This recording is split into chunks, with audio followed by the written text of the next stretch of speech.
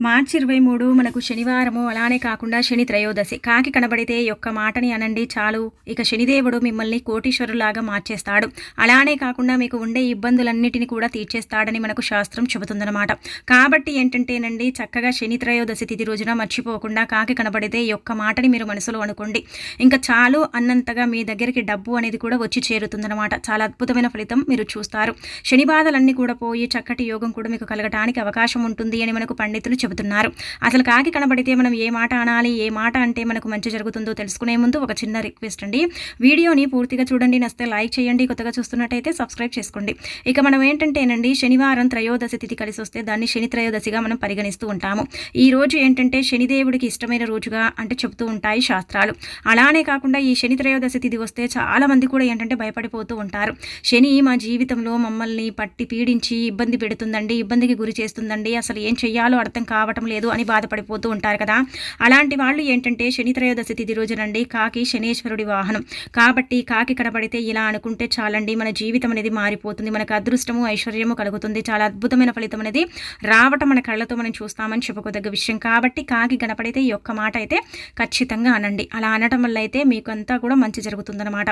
మనకేంటంటేనండి కాకి మనం ఇంటి ముందుకు వచ్చి అరిచిందనుకోండి, మనం ఏమనుకుంటామంటే మన ఇంటికి చుట్టాలు వస్తున్నారు కాబట్టి కాకి అరుస్తుంది అనుకుంటాము.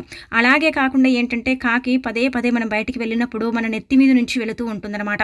అలా వెళ్ళినప్పుడు ఏంటంటేనండి మనం అశుభంగా భావిస్తూ ఉంటాము. కాకి తీసుకెళ్లే ఆహారాన్ని మనపై వేసిందనుకోండి, మనకేదో కీడు జరుగుతుందని మనం అనుకుంటూ ఉంటాము. నిజానికి వాస్తవానికి సైన్స్ పరంగా మనం చెప్పుకోవాల్సింది ఏంటంటే కనుకనండి కాకి నెత్తి మీద అంటే పొడిస్తే మనకు గండం ఉంటుందని, అలానే కాకుండా అప్రమృత్యు దోషం అనేది మనని వెంటాడుతుందని అనుకుంటూ ఉంటారు. నిజానికి సైన్స్ మనకి ఏం చెబుతుందంటే కనుకండి కాకి గోర్లు ఉంటాయి కదా, ఆ గోర్లు ఏంటంటే షార్ప్గా ఉంటాయండి. కాకి మనకు నెత్తి మీద తగిలినప్పుడు ఏంటంటే ఆ గోరు ఏంటంటే మనకు గీసుకుపోతుందన్నమాట. అలా గీసుకుపోయినప్పుడు ఏమవుతుందంటే కనుకనండి మనలో ఉండే కొన్ని రక్త కణాలు అనేవి తెగినప్పుడు మనకు మృత్యు అనేది వెంటాడుతుందన్నమాట. అంతేకాని కాకి అంటే తన్నగానే కాకి మనని తలపై కొట్టగానే మనం ఏం చనిపోము. అది ఒకవేళ మనకు తగలరాని చోటు మనకు నెత్తిపైన ఎక్కడైనా తగిలిందనుకోండి మన ప్రాణం పోతుందన్నమాట. కాబట్టి ఏంటంటేనండి కాకి ఎప్పుడు కూడా మన నెత్తిపై నుంచి వెళ్ళేటప్పుడు మన దగ్గరికి పొడవడానికి వచ్చినప్పుడు మనకు కాళ్ళతో కొట్టడానికి వచ్చినప్పుడు మనం జాగ్రత్తగా ఉండాలని మనకు సైన్స్ చెప్తుందన్నమాట. అలాగే కాకుండా ఇంకొకటి ఏంటంటే కనుకనండి శని త్రయోదశి తిథి రోజున ఏంటంటేనండి కొన్ని నియమాలను మనం ఆచరించుకుంటూ కొన్ని పరిహారాలు కనుక మనం చేసుకున్నట్టయితే చాలా మంచి రిజల్ట్ వస్తుందన్నమాట. ముఖ్యంగా శనివారం శని త్రయోదశి తిథి రోజున ఏంటంటే మనం ఈ నియమాలను ఆచరించుకోవాలి. మనం ఏంటంటేనండి శనివారం తిథి రోజున ఏంటంటే మనం చక్కగా శనేశ్వరి ఆలయం ఎక్కడైనా ఉందనుకోండి అక్కడికి వెళ్ళేసి చక్కగా ఏంటంటే తైలాభిషేకము చేయాలి, లేదంటే నార్మల్గా శనేశ్వరుణ్ణి దర్శించుకోవాలి. అలానే కాకుండా ఏంటంటే నవగ్రహాలను కూడా దర్శించుకుంటే చాలా మంచిదనమాట. అనంతరం వచ్చేసి ఇంకొకటి ఏంటంటే ఇంట్లో ఈరోజు ఖచ్చితంగా ఏంటంటే మీ దగ్గర శనేశ్వరుడికి దీపం పెట్టండి. దీపం ఎలా పెట్టాలంటే కనుక ఒక నల్లటి వస్త్రాన్ని తీసుకుని అందులో కొన్ని నువ్వులను పోసి దాన్ని మూటలాగా చేసేసి దానితో ప్రమిదను చేసి చక్కగా ఆవ నూనెను పోసేసి మనం దీపం వెలిగించుకోవచ్చు. అలా కుదరని పక్షాన ఏంటంటే మన దగ్గర ఉండే తెలుపు రంగు ఒత్తులకు కొంచెం కాటుకను అద్దేసి ఆ యొక్క ఒత్తులతో మనం ఏంటంటే నలుపు రంగు ఒత్తులను తయారు చేసుకొని దానితో కూడా ఏంటంటే శనేశ్వరుడికి దీపారాధన చేయొచ్చు. అలా చేయటం వల్ల కూడా ఫలితం వస్తుందన్నమాట. దగ్గరలో శనేశ్వరుడి యొక్క ఆలయం ఉంటే అక్కడికి వెళ్ళి కూడా ఈ నలుపు రంగు ఒత్తులతో మీరు దీపారాధన చేసినా మీకు అద్భుతమైన ఫలితం అనేది రావటం మీ కళ్ళతో మీరు చూస్తారనమాట. ఇంకా అలాగే కాకుండా ఈరోజు ఏంటంటే శని త్రయోదశి తిథి కదా, ఈ రోజున మీరు గుర్తుపెట్టుకోండి ఎట్టి పరిస్థితుల్లో కూడా ఏంటంటే నూనెని కొని ఇంటికి మాత్రం అస్సలు తెచ్చుకోకండి. అలా కనుక మీరు తెచ్చుకున్నట్టయితే చాలా ఇబ్బందుల పాలవుతారు. ఒకవేళ మీ ఇంట్లో నూనె అయిపోయింది అనుకోండి, ముందు రోజు మీరు ఇంటికి నూనెని తెచ్చుకోండి. ఇంకా అనంతరం వచ్చేసి ఏంటంటే ఇనుముకు సంబంధించిన వస్తువులను మనం కొని ఇంటికి తెచ్చుకోకూడదు.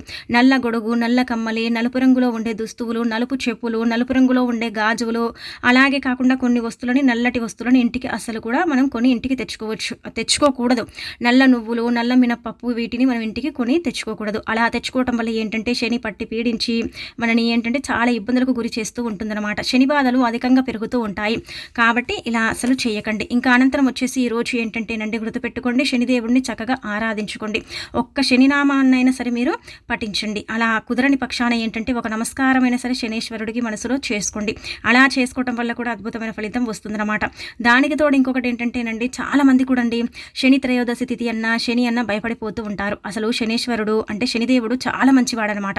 శనిదేవుడు ఏంటంటేనండి న్యాయ కర్మల దేవుడు అనమాట. శనివారం మనకు త్రయోదశి తిథి వస్తే మనం ఏంటంటే శని త్రయోదశిగా పరిగణిస్తాం. కానీ శనిదేవుడు చాలా మంచివాడు. చాలా మంది తెలియక ఏంటంటే భయపడిపోతారు, బాధపడిపోతూ ఉంటారు. శని పట్టి పీడిస్తుంది, మాకు ఏలినాటి శని, అష్టమ శని, అర్ధాంతమ శని ఉందండి, ఈ శని వల్ల మేము ఏ పని చేసినా కానీ మాకు కలిసి రావటం లేదనుకుంటారు కదా.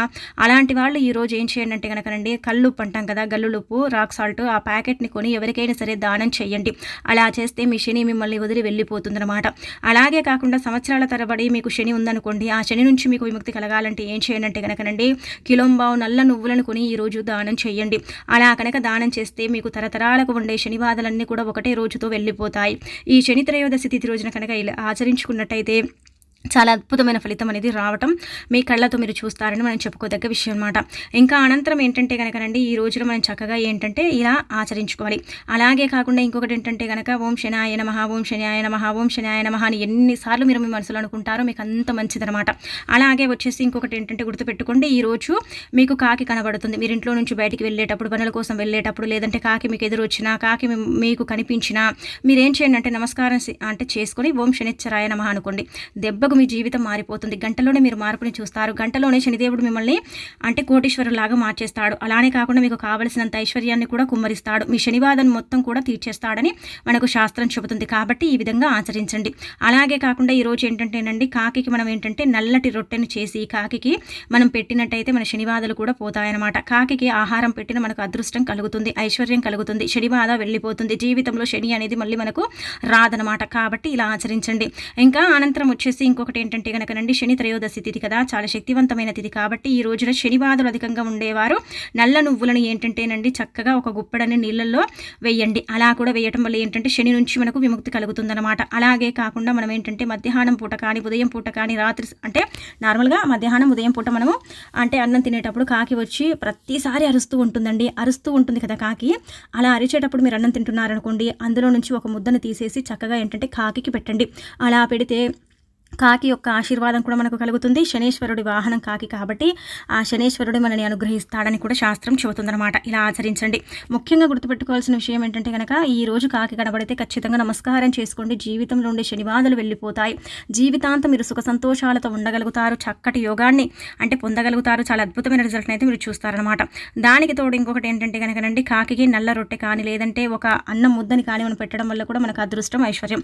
నల్ల ముద్దని ఎలా పెట్టాలంటే కనుక, తెల్లటి అన్నాన్ని మనం వండుకుంటాం కదా, అందులో నుంచి ఒక గుప్పెడంత అన్నాన్ని తీసుకుని దానికి కొంచెం ఏంటంటే మసి కానీ కాటుకని కానీ పూసి చక్కగా అది అంటే కాకికి పెట్టండి. ఇలా పెట్టడం వల్ల కూడా ఏంటంటే మనకు అద్భుతమైన ఫలితం వస్తుందన్నమాట. అంటే కాటి కంటే మరి ఎక్కువగా పూయకండి. నార్మల్గా మన ఇంట్లో ఉండే కొంచెం అంటే మసిలా తగలనట్టుగా కొంచెం అక్కడక్కడ అంటే అంటించి ఇలా పెట్టుకోండి. ఇలా చాలామంది కూడా చేస్తూ ఉంటారండి.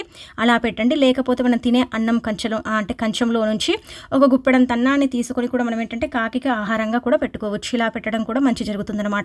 ఇలా శని బాధలు ఉన్నవారండి కిలోంబావు అంటే నువ్వులని దానం చేస్తే చాలా అద్భుతమైన ఫలితం వస్తుందని మనకు పండితులు చెబుతున్నారు. అలానే కాకుండా ఏంటంటే బ్రాహ్మణులకు స్వయంపాక దానం చేసిన మంచి ఫలితం వస్తుంది. అలాగే ఈరోజు కమ్మలని మీరు దానం చేస్తే మీకు ఉండే ఇబ్బందులన్నీ కూడా తొలగిపోతాయి. శని బాధల నుంచి మీకు విముక్తి కలుగుతుంది. చాలా అద్భుతమైన ఫలితం వస్తుంది. మీ జీవితం అనేది మారిపోతుంది. అలా చేసుకోండి. కానీ ఈరోజు కొత్త వస్తువులను మనం కొని ఇంటికి తెచ్చుకోకూడదనమాట. చాలా వరకు కూడా అవి ఏంటంటేనండి శాపాలుగా మారుతాయి, పాపాలుగా మనకు పట్టి పీడిస్తూ ఉంటాయి. ఇనుప వస్తువులు కానీ, లేదంటే నార్మల్గా వచ్చేసి ఏంటంటే గొడుగుని కానీ, నలుపు రంగులో ఉండే వస్తువులని కానీ, దుస్తువులని కానీ మనం ధరించకూడదు. ఇవి మనం ఎట్టి పరిస్థితుల్లో మన ఇంటికి తెచ్చుకోకూడదు. కొంతమంది ఏంటంటేనండి వీటిని మూఢనమ్మకాలు అనుకుంటారు, కొంతమంది నమ్మరు. కానీ నమ్మని వారి ఇష్టం అండి అది. కానీ నమ్మేవారు మాత్రం ఇలాంటి నియమాలను ఆచరించండి. అలాగే కాకుండా గుర్తుపెట్టుకోండి, మీకు జీవితంలో ఎక్కువగా శనివాదాలతో మీరు సతమతమైపోతున్నట్టయితే మీరు నమ్మండి, నిజంగా కిలోంబావు నువ్వులని కాకపోయినా ఏంటంటే మీ స్తోమతకు తగ్గట్టు ఒక 1/2 కిలో నువ్వులనైనా సరుకొని దానం చేయండి. నల్ల నువ్వులని దానం చేయండి. ఈ నల్ల నువ్వులు ఏంటంటే కాకులకు ఆహారంగా పెట్టండి. అంటే కాకులు ఎక్కడైతే గుంపులుగా ఉంటాయో అక్కడికి అంటే వెళ్ళి ఈ నల్ల నువ్వులని కాకులకు ఆహారం వేయండి. ఇలా వేయటం వల్ల కూడా మీకు మీ జీవితంలో ఎంత మార్పుని మీరు చూస్తారంటే కనుకనండి, అది చూసి మీరు ఆశ్చర్యపోతారు. ఒకసారి ప్రయత్నించండి. ఎందుకంటే ఇది నిజంగా జరిగిన స్టోరీ అనమాట. ఒక వ్యక్తి అండి, అతని జీవితంలో ఏంటంటే శని పట్టి పీడించి అతని జీవితాంతం అంతా కూడా అతని జీవితం మొత్తం శని బాధల్ని అనుభవించాడట.